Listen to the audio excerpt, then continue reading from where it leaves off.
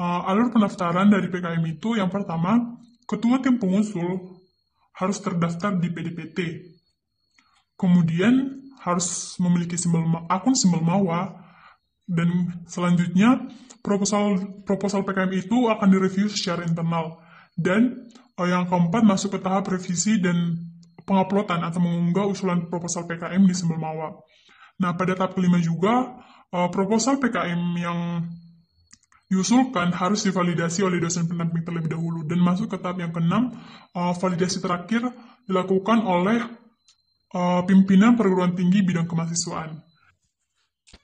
Seorang mahasiswa diizinkan untuk bergabung pada lebih dari 2 tim pengusul proposal PKM, baik PKM 5 bidang, PKM KT, maupun PKM GFK. Tetapi hanya 2 judul proposal saja yang dapat didanai. Misalnya sebagai ketua dan anggota, ataupun keduanya sebagai anggota. Nah, pada umumnya pada PKM, untuk dosen pendamping hanya dibisakan atau maksimal mendampingi 10 tim pengusul proposal PKM saja. Nah, kecermatan pengisian identitas dan ketaatan terhadap ketentuan format proposal dan ketentuan lainnya menjadi hal yang sangat penting dalam proses PKM ini, sehingga dapat menumbuh kembangkan nantinya attitude kita, skill kita, dan kemampuan kita, serta pengetahuan kita menjadi lebih luas. Nah, agak berbeda dari tahun kemarin, pada tahun 2021 ini, untuk meningkatkan keikutsertaan mahasiswa dan perguruan tinggi, masing-masing bidang PKM tersebut ditingkatkan sekitar 20% dari tahun-tahun kemarin. Berikut beberapa ketentuan yang berlaku pada PKM 5 bidang, baik di PKMR, PKMK, PKMPM, PKMPI, dan PKMKC. Nah, yang pertama, peserta adalah kelompok mahasiswa aktif program pendidikan S1 yang telah terdaftar di PD Dikti. Yang kedua, kelompok peneliti berjumlah atau kelompok PKM berjumlah 3 sampai dengan 5 orang mahasiswa. Jika berjumlah 3 berarti 1 orang sebagai ketua dan 2 orang lainnya sebagai anggota. Nah, jika berjumlah 5, maka 1 orang sebagai ketua dan 4 orang lainnya sebagai anggota. Yang ketiga, nama semua pengusul, baik ketua dan anggota, ditulis lengkap dan tidak boleh disingkat. Yang keempat, bidang kajian harus sesuai dengan bidang ilmu ketua peneliti. Nah, anggota dari lintas bidang sangat dianjurkan berdasarkan kebutuhan tema proposal. PKMKT, di mana PKMKT ini terdiri dari 2 jenis PKM. Yang pertama PKM AI dan kedua ada PKM GT. Nah, PKM AI, yang pertama PKM AI. Biasanya sama seperti PKM lainnya, topik tidak dibatasi, namun harus menyesuaikan atau berkaitan dengan masalah yang kekinian. Dan judul tidak boleh disingkat atau akronim, dan maksimal penggunanya hanya 20 kata saja. Nah, di PKM AI bertujuan untuk memberi pengalaman mahasiswa menghasilkan karya tulis ilmiah. Ini merupakan program penulisan artikel ilmiah yang bersumber dari hasil kegiatan akademik lainnya. Misalnya dari praktik lapangan, KKN, ataupun magang. Nah, PKM AI diharapkan dapat meningkatkan kemampuan mahasiswa dalam menuangkan pemikiran dari hasil dari studi literatur dan hasil-hasil kegiatan ilmiah yang telah dilakukan ke dalam sebuah bentuk artikel ilmiah, di mana ini harus sesuai dengan standar penulisan jurnal ilmiah. Nah, secara umum ada 3 karakter utama dari PKM AI. Yang pertama, tidak ada usulan pembiayaan. Yang kedua, usulan berupa artikel ilmiah siap terbit yang mengikuti kelaziman kaidah penulisan suatu jurnal ilmiah. Yang ketiga, sumber penulisan artikel ilmiah tersebut adalah kegiatan yang telah selesai dilakukan oleh kelompok mahasiswa penulis artikel atau studi pustaka yang ditulis dalam bentuk literatur atau narrative review. Nah, sehingga ini menunjukkan bahwa sumber penulisan merupakan hasil dari kegiatan nyata atau dari studi literatur.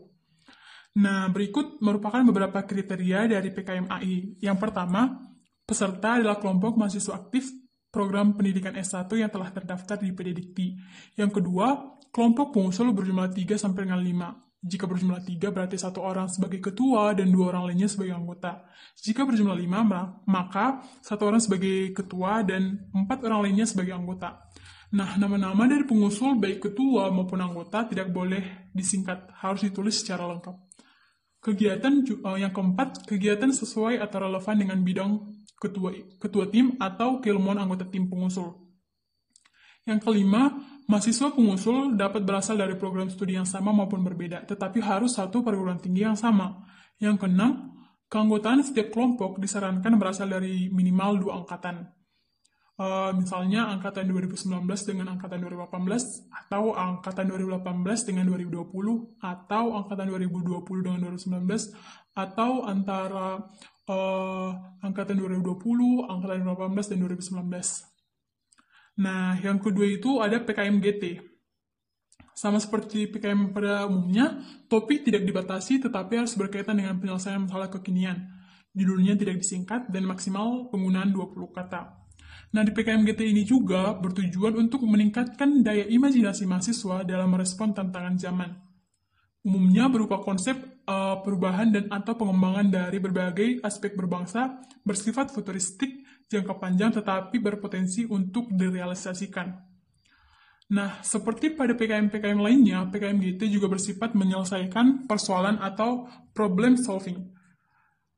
Nah, ada beberapa sifat utama dari PKM-GT. Yang pertama, futuristik visioner. Yang kedua, memerlukan durasi waktu panjang. Yang ketiga, realistik. Dan yang keempat, berdampak sistemik atau berskala masif. Nah, berikut beberapa kriteria atau ketentuan pada PKM-GT. Yang pertama, peserta adalah kelompok mahasiswa aktif program pendidikan S1 yang telah terdaftar di Pendikti. Kedua, kelompok pengusul berjumlah 3 sampai dengan 5 mahasiswa. Jika berjumlah 3, 1 orang sebagai ketua, 2 orang lainnya anggota. Jika berjumlah 5, maka 1 orang ketua dan 4 orang lainnya sebagai anggota. Nah, yang ketiga, nama semua pengusul baik ketua dan anggota ditulis lengkap, tidak boleh disingkat. Yang keempat, bidang kajian tidak harus sesuai dengan bidang ilmu ketua tim. Yang kelima, mahasiswa pengusul dapat berasal dari berbagai program studi, baik program studi yang sama maupun berbeda, tetapi satu program tinggi yang sama. Nah, yang keenam, keanggotaan setiap kelompok disarankan berasal dari minimal 2 angkatan.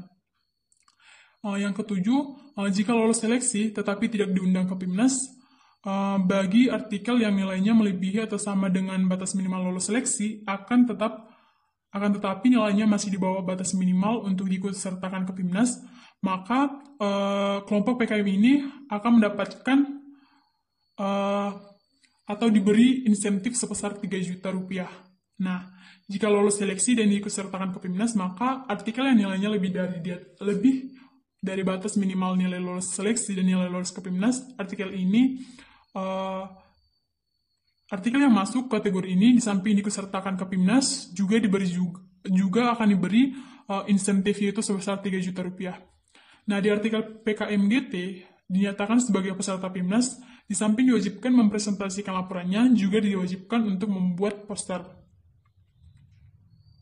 Nah, kemudian pada kelompok ketiga ada PKM-GFK. Nah, seperti pada PKM pada umumnya, hampir sama, topik tidak dibatasi tetapi harus berkaitan dengan penyelesaian masalah kekinian dan judulnya tidak disingkat dan maksimal 20 kata. Nah, di PKM-GFK ini bertujuan untuk memotivasi partisipasi mahasiswa dalam mengelola imajinasi, persepsi, dan nalarnya. Nah, serta memikirkan tata kelola yang futuristik namun konstruktif sebagai upaya pencapaian tujuan dari SDGs di Indonesia. Biasanya pada PKM-GFK berkaitan dengan pembuatan video. Biasanya ini sih lebih condong ke anak-anak milenial zaman sekarang.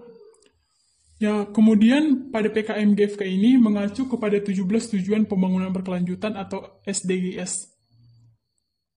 Nah, jenis-jenis PKM yang telah dipaparkan tadi akan mengikuti atau melanjut ke PIMNAS dan melanjutkan ke proceeding, kecuali untuk PKM AI.